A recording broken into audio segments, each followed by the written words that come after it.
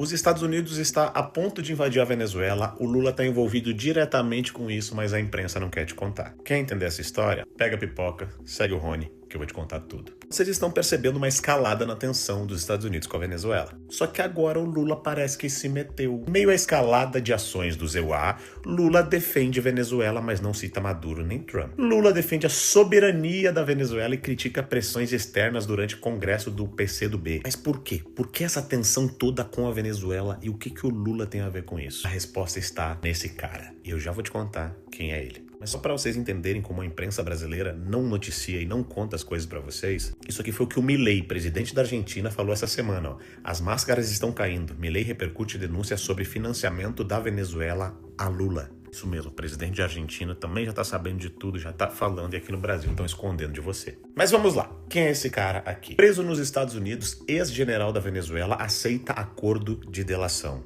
Essa matéria é de agora, ó, dia 17 de outubro. Em 2021, Hugo El Polo Carvajal afirmou que Lula teria recebido recursos da ditadura chavista. E aqui mais uma matéria, ó. Ex-aliado de Chaves revela que o governo dos Estados Unidos que ditadura venezuelana financiou Lula. Mas isso é importante? Qual que é o peso disso de fato? O Carvajal foi o cérebro da inteligência militar da Venezuela e homem de confiança tanto de Hugo Chávez como de Nicolás Maduro. E durante anos ele controlou operações secretas e de espionagem da Venezuela e também, segundo os Estados Unidos, o narcotráfico, que incluía o próprio Estado da Venezuela. É isso mesmo, uma espécie de narcotráfico estatal do próprio governo venezuelano. Nos Estados Unidos, ele é acusado de ser a peça central do Cartel de los Soles, que era um cartel de um grupo de oficiais venezuelanos que usavam essa estrutura do Estado. Através do tráfico, eles enriqueciam as lideranças socialistas do país, enquanto o povo foi fadado à pobreza. Em 2019, esse cara aqui fugiu para a Espanha e pediu asilo político, dizendo que ele estava sendo perseguido pelo chavismo. Só que em 2023, a Espanha resolveu extraditar ele diretamente para os Estados Unidos, onde ele está respondendo por todos esses crimes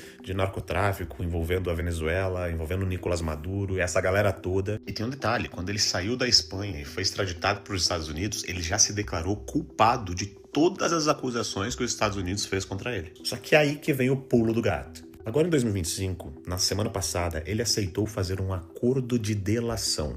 É isso mesmo. O cara vai contar tudo e entregar provas. Só para vocês terem uma ideia, as acusações que tem contra ele tá levando ele à prisão perpétua. Ele tá fazendo esse acordo para ter uma pena menor, até para que os Estados Unidos consigam pegar de fato os chefes, né? A galera que de fato controlava. E esse cara tá abrindo a boca. Só que tem um detalhe. Esse cara já entregou para os Estados Unidos provas e documentos que demonstram um financiamento internacional a partidos de esquerda e socialistas pelo governo venezuelano que está envolvido com todo esse narcotráfico.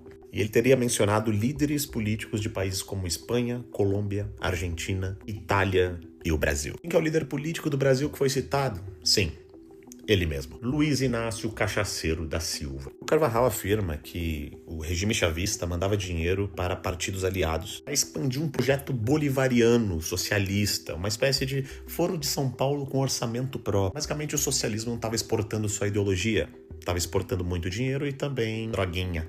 A delação pode levar a detalhes inéditos de como o narcotráfico financiava campanhas inteiras aqui na América Latina. Se tudo isso de fato for comprovado, governos inteiros não vão ser mais considerados uma questão política, mas sim criminosa.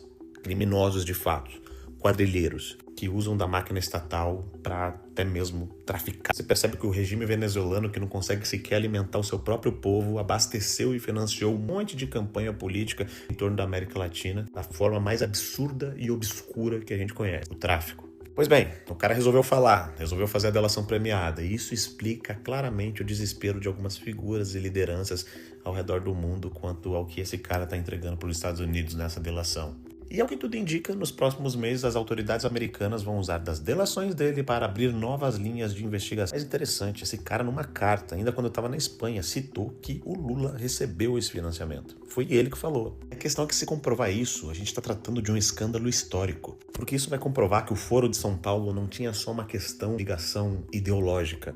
O mesmo Foro de São Paulo que a própria imprensa, Lula, Maduro e toda a esquerda da América Latina até outro dia dizia que nunca existiu. E hoje eles afirmam a existência e falam sem problema algum. Mas o Foro de São Paulo não é só um grupinho de debate ideológico. É uma rede de poder financiada com narcotráfico e corrupção. Sabe o que é o mais estarrecedor? É o silêncio da grande mídia. Praticamente ninguém falou isso. Quem tá contando isso para você? Os Estados Unidos estão a ponto de invadir a Venezuela e eles ficam vendendo como se fosse só uma questão econômica, sendo que esse cara já tem uma recompensa de 50 milhões de dólares para quem prender ele. E um dos seus principais generais está fazendo uma delação premiada onde ele conta tudo isso, conta como funcionava, conta como o Estado da Venezuela financiava, quantas cargas disso foram parar nos Estados Unidos, no Brasil e assim por diante, e quanto político, todos de esquerda, foram financiados com dinheiro de produtos que destroem famílias, acabam com vida, ou seja, o narcotráfico em si, dentro do estado, dentro do Foro de São Paulo. Essas horas você entende porque tem uma galerinha aqui no Brasil que não quer colocar PCC e Comando Vermelho como grupo terrorista. Aí você entende o porquê que o sistema é foda, parceiro. Aí você entende porque tem tanta gente lá e tem até advogado desses grupos que chega no Supremo Tribunal Federal. Aí você entende. Aí você começa a entender. Se até o presidente da Argentina já repercutiu isso, e aqui no Brasil ninguém fala absolutamente